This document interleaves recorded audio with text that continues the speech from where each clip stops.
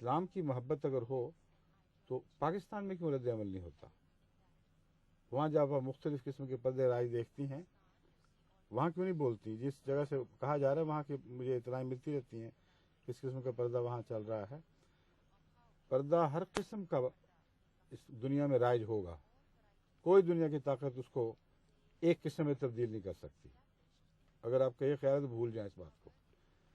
لیکن ایک اس پردہ ہے جو ساری دنیا میں رائج ہو سکتا ہے اور جماعت لازماً وفا کے ساتھ اس کو رائج کرنے کی کوشش کرتی رہے گی، اور وہ ہے حیا، اسلامی اقدار کو اپنانا، عورت کا اس طرح سنبھل کے باہر نکلنا کہ کوئی بیمار نظر بھی اس سے حوصلہ نہ پائے. اور یہ روح جو ہے یہ بعض دفعہ پورے برقعے میں بھی پیش نظر نہیں رکھی جاتی.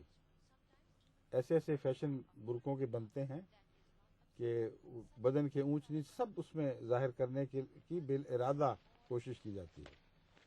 اور وہ بچیاں کوئی دوسرا برقع تھیلا پہنے تو ان کو کوفت ہوتی ہے، شرم آتی ہے، حالانکہ پتہ نہیں کون اس کے اندر پھیر رہا ہے. مگر وہ خاص انداز کے، مختلف رنگوں کے، خاص کاٹ کے، یہ بھی فیشن چلے ہوئے ہیں. تو انسان کی نیت اس کو ضرور بتا دیتی ہے کہ تمہاری نیت ہے کیا. پردے کے خلاف ایک یہ رد عمل ان بچوں کے دل میں پیدا ہوتا ہے کہ لوگ ہمیں یہ نہ سمجھیں کہ ہم کوئی قدامت پرست چیز ہیں، پرانے زمانے کی باتیں ہیں. ہم برقع تو پہنتی ہیں مجبوراً، لیکن دیکھو ہماری کاٹ کیسی ہے اور بالکل جدید طریق پر پہن رہی ہیں. تو وہ جو بوجھ ہے تعلیم پر عمل کرنے کا، اس کا تھوڑا سا بدلہ اس تعلیم کو بگاڑ کر اس کی شکل میں تبدیلی پیدا کر کے اتار لیتی ہیں. یہ ساری باتیں ظاہر کی باتیں ہیں.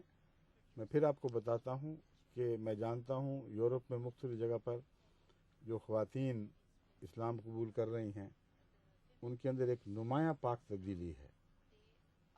ان کے سامنے اگر آپ اسلامی معاشرے کے طور پر پاکستانی معاشرہ پیش کریں گی اور ان کے اوپر ویسی پابندیاں داخل کریں گی جیسے بعض پسماندہ ممالک میں ان کا اپنا تصور اسلام کے نام پر عورتوں کے لیے زنجیریں بن گیا ہے، تو پھر اسلام کو پھیلانے کے لیے بڑی دقت پیش آئے گی. اور ہم تو کل کی بجائے آج فتح چاہتے ہیں. تو وہی بات میں پھر دہراتا ہوں، اسلام کے اصولوں پر کوئی صلح نہیں کسی سے ہو سکتی.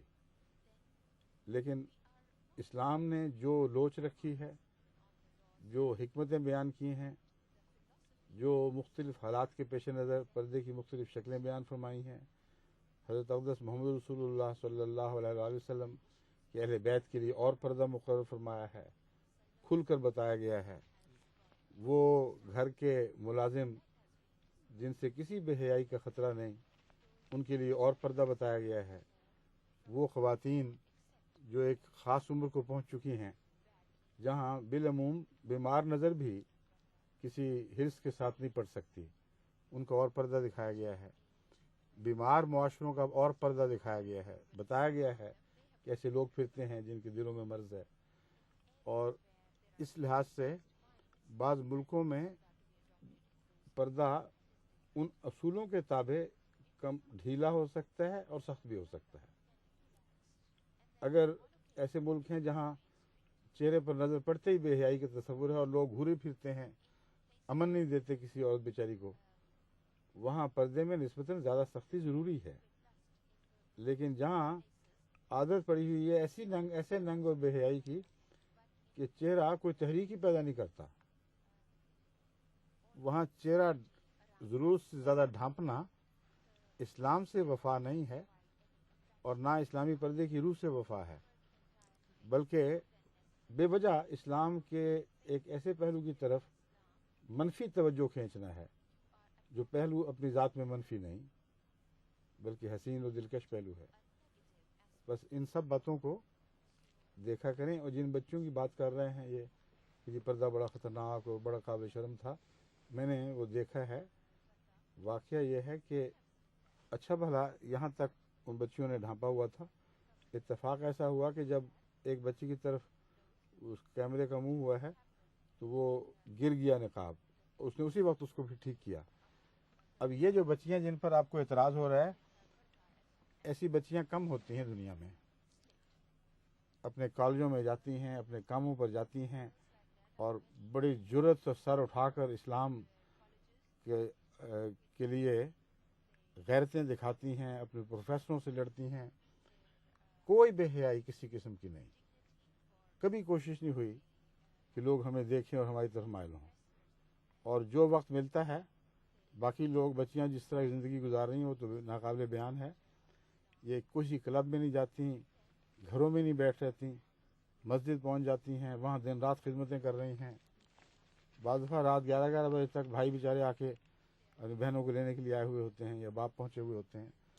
یہ سارا منظر جو ہے یہ آپ نے بھلا دیا ہے. اور ان کے اس پردے کو جو یہاں کے لحاظ سے بڑا سخت پردہ ہے. کالج میں بھی ان پر اعتراض ہوتے ہیں، یونیورسٹیوں میں ان پر لوگ ہنستے ہیں بعض دفعہ، لیکن پرواہ نہیں کرتی. ان پر آپ اعتراض کر رہی ہیں.